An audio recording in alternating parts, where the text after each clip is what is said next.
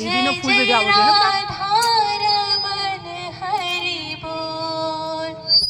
તમારે પાછળ બોલવાનું છે, સેમ જ લાઈન છે. જય જય રાધા રમણ હરિ બોલ, જય જય રાધા રમણ હરિ બોલ, જય જય રાધા રમણ હરિ બોલ, જય જય રાધા રમણ હરિ બોલ, જય જય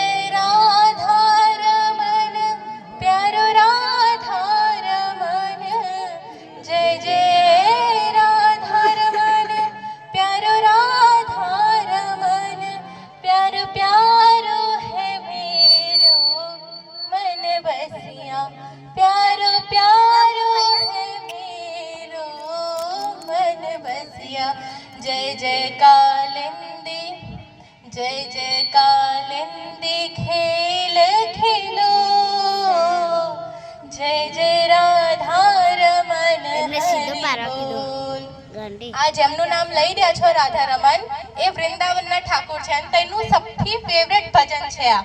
તો અને કલયુગમાં તો એવું કહેવામાં આવે છે કે કેવલ ભગવાનનું નામ લેવાથી જ ઉદ્ધાર થઈ જાય છે. તો તમારા લોકોને ઉદ્ધાર કરવો છે કે નથી કરવું? તો અવાજ તો આવતી નથી. ચલો સાથે, જય જય રાધા રમણ હરિ બોલ, જય જય રાધા રમણ હરિ બોલ. પહેલી વાત, મારું ગળું બેસેલું છે, અહીંયા છાસનું આયોજન હતું તો બી મેં ગઈ રહી છું. તો તમારા લોકોના ગળા સારા હોય તો ગાઓ.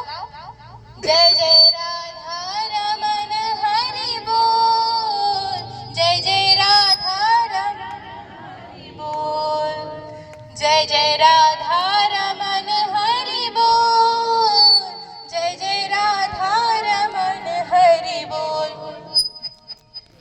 મને કેટલી ઈચ્છા હતી, આ લોકો બોલતા હતા બે દાદાઓ, એમને એવું કીધું કે જીવનમાં બાળપણ ના જવું જોઈએ, જે સુધી બાળપણ છે તે સુધી જિંદગી છે.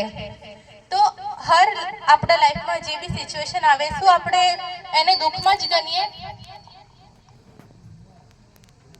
મમ્મી પપ્પા કોઈ દિવસ છોકરાઓના જીવનમાં દુઃખ આપે? તો ભગવાન કોણ છે આપણા?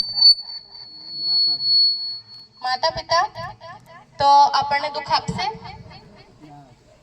અગર મેં બ્લુ કલરના ગોગલ્સ પહેર્યા હોય તો મને દુનિયા કેવી દેખાશે? બ્લુ. યલો પહેર્યા હોય તો યલો દેખાશે? તો જેવા ટાઈપના તમે ગોગલ્સ પહેરશો એવું દેખાશે.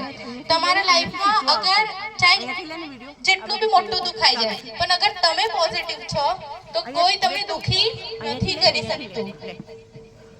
કરી શકે છે કોઈ? નહીં કરી શકતો ને? હવે આના ઉપર એક બહુ જ સુંદર ઉદાહરણ છે. એક ગુરુ નાનક દેવજી હતા. શાયદ કેટલા લોકોને ખબર છે ગુરુ નાનક દેવજીના બારેમાં? એ હાથ ઉઠાવે. બસ આટલા જ? સારું, મેં બતાડું. ગુરુ નાનક દેવજી એક ગુરુ હતા, શીખ લોક એમને માને.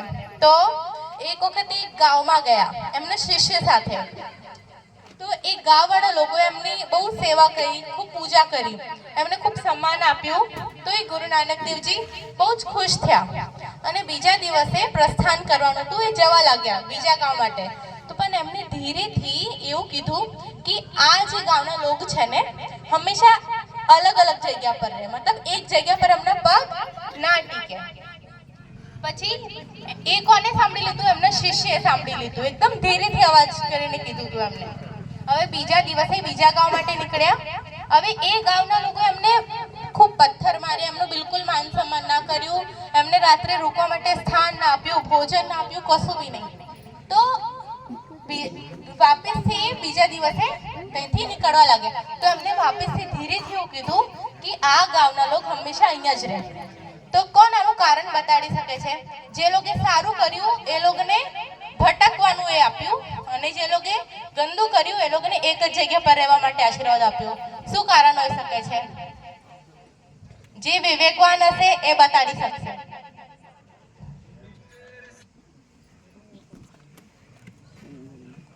બધા જ વિવેકી છે? કોઈ તો હાથ ઊંચું કરો. कोई नहीं तो मैं જ बता दूं. तो अगर खराब लोग હોય, જે લોકોમાં બુદ્ધિમત્તા ના હોય, અગર એ બીજા જગ્યા પર જાય તો બીજા લોકોને બી બગાડે. કેમ કે જેવી સંગત એવી રંગત. તો અગર ખરાબ લોग अलग अलग જગ્યા પર જશે તો બીજા લોग બગડશે કે નહીં બગડશે? બગડશે ને. અને અગર સારા લોग अलग अलग જગ્યા પર જશે તો એ લોકોની સંગતથી બીજા લોग બી તો સારી સંગતમાં લાગશે ને, સુધરશે.